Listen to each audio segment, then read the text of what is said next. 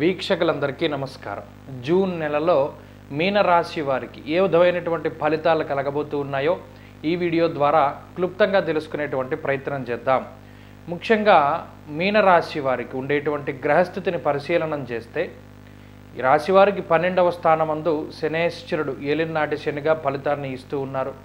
జన్మరాశి యందు రాహువు, 2వ స్థానమందు కుజుడు, తృతీయ స్థానమందు రవి గురు శుక్ర బుధ గ్రహాలు సంచారం చేస్తూ ఉండగా 7వ స్థానమందు కేతు ఉన్నారు. అయితే 15వ తారీఖు దాటిన తర్వాత రవి శుక్ర బుధ గ్రహాలు చతుర్థ స్థానంలో వారు సంచారం చేస్తారు. అయితే ఇక్కడ మనం విషయాలను పరిశీలన చేసుకుంటే ఏ గ్రహాలు అనుకూలం ప్రతికూలం అనేటువంటి విషయాన్ని చూస్తే ఏలినాటి శని జన్మరాహు ఎలాగో ప్రతికూలించేటువంటి స్థానాల్లోనే ఉన్నారు. అయితే గత మాసంతో పోల్చుకుంటే ఈ మాసంలో జన్మ కుజుని యొక్క దోషము అనేటువంటిది ఈ మీనరాశి వారికి తొలగిపోయింది. ఇది చాలా గొప్ప రిలీఫ్గా చెప్పచ్చు. ఎందుకంటే జన్మ కుజుడు చాలా రకాలుగా ఇబ్బంది పెడతారు. అందులోనూ రాహువుతో కలిసి ఉన్నప్పుడు ఆ ఇబ్బంది మరింత పెరుగుతుంది. జన్మరాశిగతే భౌమౌ యక్ష రాక్షస పీడితం.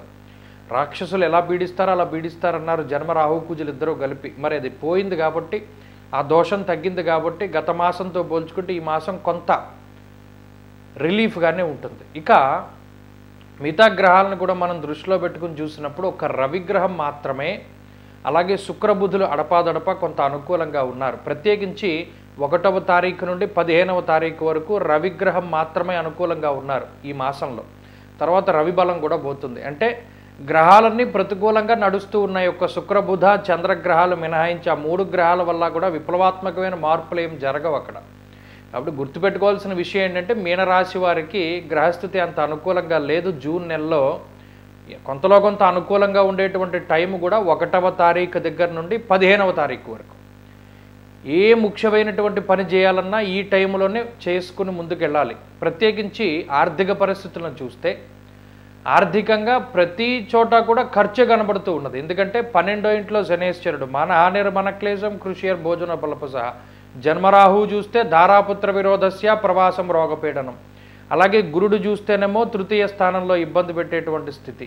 అర్ధాష్టమ రవేమో అంతక్లేశం గృహశ్చిత్రం సౌఖ్య హానిమ భోజనం. ఇలా ఏ గ్రహం చూసినా మనకు వచ్చేటువంటి డబ్బుని ఖర్చు పెట్టించేటువంటి స్థితే కనబడుతుంది. మీకు 100 రూపాయల ఆదాయం వస్తే 90 రూపాయల ఖర్చే కనబడుతోంది. ఈ 90 రూపాయలు కంపల్సరీ ఖర్చు అంటారు. ఈ మిగతా పై ఖర్చులు ఏవైతే ఉన్నాయో అవి మీకు ఈ గ్రహస్థితి వల్ల పెరుగుతూ ఉంటాయి. అంటే ఇది లోటు బడ్జెట్టే. జూన్ నెల కూడా కొంత ధనం లోటు బడ్జెట్లోనే మీరు ఖర్చు పెట్టవలసినటువంటి పరిస్థితులు ఉన్నాయంటే కొంత అప్పుకి వెళ్ళాలి. ఇక ఆరోగ్య పరిస్థితులు వస్తే ఇవి కూడా కొంత ఇబ్బందికరంగా ఉన్నాయి. ప్రత్యేకించి జన్మరాహువు వ్యయ శనేశ్వరుడు ఇటు కర్తరీ దోషం అంటారంటే 12, 2వ స్థానాల్లో 2 క్రూరమైన గ్రహాలుండి జన్మరాశి యందు రాహు ఉన్నప్పుడు చాలా ఒళ్ళు దగ్గర పెట్టుకుని ఉండాలి. ఎందుకంటే ప్రయాణాలు చేసేటప్పుడు స్పీడ్గా వెళ్ళకూడదు, సేఫ్టీ ప్రికాషన్స్ తీసుకోవాలి, అనవసరమైన ప్రయాణాలు చేయకూడదు, తప్పనిసరి పరిస్థితుల్లో దూర ప్రాంత సంచారం చేయాలి. అలాగే అతివేగం అనేటువంటిది పనికిరాదు. అలాగే ఏదైనా మారుమూల ప్రాంతాలకు వెళ్ళేటప్పుడు విషపూరితమైనటువంటి జంతువుల పట్ల చాలా అవగాహనతోటి అప్రమత్తతతోటి ఉండాలి. తేళ్ళు, జెర్రులు, పాములు, కుక్కలు, 4 కాళ్ళ జంతువులు, సాలిపురుగులు, బల్లులు, అలాగే బొద్దింకల దగ్గర నుండి ప్రతి జీవి హింస చేయడానికే మీ మీద అవకాశం కోసం ఎదురు చూస్తూ ఉంటుంది. ఎందుకంటే ఈ గ్రహస్థితిలో దీన్ని కర్తరీ దోషం అంటారు. శని కానీ కుజుడు కానీ 12, 2 భావాల్లో ఉండి జన్మరాశి యందు రాహు ఉన్నప్పుడు శారీరక పీడ అధికంగా ఉంటుంది. దీనివల్లనే కోపము, ఫ్రస్ట్రేషను, అసహనము, అశాంతి పెరిగిపోతూ ఉంటాయి. దీనివల్ల కొంత కోపం పెరిగిపోతుంటుంది. ఇటువంటి విషయాల పట్ల జాగ్రత్తగా ఉండాలి. అంటే ఆరోగ్యము, ఆర్థిక పరిస్థితులు అంత అనుకూలంగా లేవు. ఈ కుటుంబ పరిస్థితులు చూస్తే ధారాపుత్ర విరోధస్య అని రాహు ఉన్నప్పుడే చెప్పారు. అంటే కుటుంబ సభ్యుల యొక్క సహకారం ఏమి ఉండదురా బాబు, నీ పన్ను చూసుకోవడమే. కనీసం ఫ్యాన్ స్విచ్ చేయమన్నా కూడా ఎవడు వేయడు, ఈ టీ కప్పు తీసుకెళ్ళి అటు పెట్టమన్నా ఎవడో పెట్టడు, ప్రతి చిన్న పని నువ్వే చేసుకోవాలి అని చెప్పి బల్లగుద్దినట్టు చెప్తోంది శాస్త్రం. కాబట్టి మీనరాశి వారు సొంత స్వయం కృషిని నమ్ముకోవాలి, సొంత తెలివితేటల్ని, సొంత శక్తిని నమ్ముకోవాలి. తప్పితే ఎవరినైనా నమ్ముకుంటే ఇక మీరేం చేయలేనటువంటి పరిస్థితి. ఇక ఉద్యోగపరమైనటువంటి విషయాల్లో కూడా కొంత సానుకూలత ఉన్నది. అది కూడా రవి బలం ఉన్నది కాబట్టి ఎంత కష్టం వచ్చినా నేను చేయగలను అనేటువంటి ధైర్యాన్ని రవి ఇస్తారు. కాబట్టి ఉద్యోగంలో ఉండేటువంటి ఇబ్బందులు ఏవి కూడా అంత దరికి చేరవు. ప్రత్యేకించి ఏదైనా ఇబ్బందులు ఉన్నా కూడా అవి దాటవేస్తారు. ఉద్యోగం అయితే పోయే పరిస్థితులు లేదు. చాలా రేర్ కండిషన్. జాతకంలో ఉన్న దశాంతర దశలు బాగా లేకపోతే ఉద్యోగం పోతుంది తప్పితే, పీకల మీద వరకు వచ్చి ఏదైనా దూరంగా వెళ్ళిపోవాలి తప్పితే ఉద్యోగం పోయే పరిస్థితులు లేవు. జాతకంలో దశలు బాగోపోతే ఉద్యోగం పోతుంది. అలాగే వ్యాపారం బాగున్నది. వ్యాపారం లాభసాటిగానే సాగుతూ ఉంటుంది. వ్యాపార పరంగా వచ్చేటువంటి సమస్యలు ఏవి కూడా ఈ రాశి వారిలో కనబడడం లేదు. అలాగే ప్రత్యేకించి విద్యార్థులకు ఉండేటువంటి గ్రహస్థితులు, చదువుకునేటువంటి వారు, ఉద్యోగాల కోసం ప్రయత్నం చేసేటువంటి వారు, లేదా కొత్త ఉద్యోగాలు వెతుక్కునేటువంటి వారు, లేదా విశ్వవిద్యాలయాల కోసం కాంపిటేటివ్ ఎగ్జామ్స్లో వాటి కోసం నిమగ్నమయ్యి చదువుకుంటూ ఉండేటువంటి వారు, వీరికి గ్రహస్థితి అంత అనుకూలమైనది కాదు. ఓవర్ కాన్ఫిడెన్స్ వల్ల దెబ్బతినడానికి అవకాశం ఉంటుంది. చాలా జాగ్రత్తగా వ్యవహరించాలి. ఎప్పుడూ బుద్ధి పనిచేస్తూ ఉండాలి. పక్కవాడిని ఎప్పుడూ నమ్ముకోకూడదు. సొంత తెలివితేటలు నమ్ముకోవాలి, గురువును నమ్ముకోవాలి. అప్పుడే బాగుపడతారు.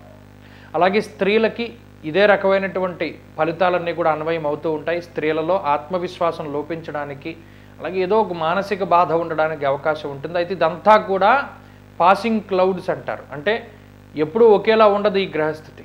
ఒక నెల ఒకలా ఉంటుంది, ఒక నెల ఒకలా ఉంటుంది. ఇదంతా మారుతూ ఉంటుంది. ఇది ఈ నెల బాగాలేదు కదా అని చెప్పి డీలా పడిపోవాల్సినటువంటి అవసరం లేదు. జాతకంలో దశలు అంతర్దశలు బాగుంటే అసలు మీరు దీన్ని ఈజీగా దాటగలుగుతారు. జాతకంలో కూడా దశలు అంతర్దశలు బాగా లేకపోతే మనం ఏం చేయలేము. ఎందుకంటే అదంతా కర్మ ఫలితం కాబట్టి. భగవదారాధన ఒకటే మార్గం. భగవంతుడు ఆశీర్వచనం కనుక ఉంటే అసలు ఈ గ్రహాలు ఏమీ చేయలేవు కదా. కాబట్టి ఆ విషయాన్ని దృష్టిలో పెట్టుకోవాలి. అలాగే వ్యవసాయం చేసేటువంటి వారు, భూమిని నమ్ముకుని జీవనాన్ని సాగించేటువంటి వారికి కూడా పరిస్థితులు కొంత సానుకూలంగానే గోచరిస్తూ ఉన్నాయి. ప్రత్యేకించి మీనరాశి వారు ఏ రకమైనటువంటి రెమెడీని పాటిస్తే ఈ మాసంలో మరింత అనుకూలత ఉంటుంది అంటే, ఒకటి ప్రధానంగా ఆంజనేయ స్వామి వారి యొక్క ఆరాధన అధికంగా చేయాలి. అలాగే ఋగ్వేదాంతర్గత సూక్తం, మన్యు సూక్తం అని ఒక సూక్తం ఉంటుంది. అలాగే సర్ప సూక్తం అని ఇంకో సూక్తం ఉంటుంది. ఈ సర్ప సూక్తంతో సుబ్రహ్మణ్య స్వామికి అభిషేకం చేసుకోవడం, మన్యు సూక్త పారాయణ ఇంట్లో 14 సార్లు మంగళవారం జరిపించుకోవడం ఇత్యాదివి చేస్తూ ఉండడం ద్వారా ఈ శనేశ్వరుడు, రాహువు మరియు ఇతర గ్రహాలు ఇచ్చేటువంటి వ్యతిరేకమైనటువంటి గ్రహస్థితి నుండి బయటపడడానికి అవకాశం ఉంటుంది. ప్రత్యేకించి శనివారం నిష్టగా ఉండాలి. శనివారం నాడు శివాలయానికి వెళ్ళి ప్రదోష కాలంలో అనగా సాయం సంధ్యా వేళలో 6-6:30 ఆ ప్రాంతంలో దీపారాధన చెయ్యాలి నంది దగ్గర. అలా చేసినట్టయితే చాలా రకాలైనటువంటి సమస్యల నుండి బయటపడడానికి అవకాశం ఉంటుంది. భగవంతుణ్ణి నమ్ముకోండి. భగవంతుణ్ణి నవవిధ భక్తి మార్గాల ద్వారా ఆయన్ని ప్రసన్నం చేసుకోవడానికి ప్రయత్నం చేయండి. ఖచ్చితంగా ఈ గ్రహస్థితి నుండి మీనరాశి వారు బయటపడతారు. మరింత మంచి గ్రహస్థితి ముందుగా ఉన్నది కాబట్టి భయపడాల్సిన పని లేదు.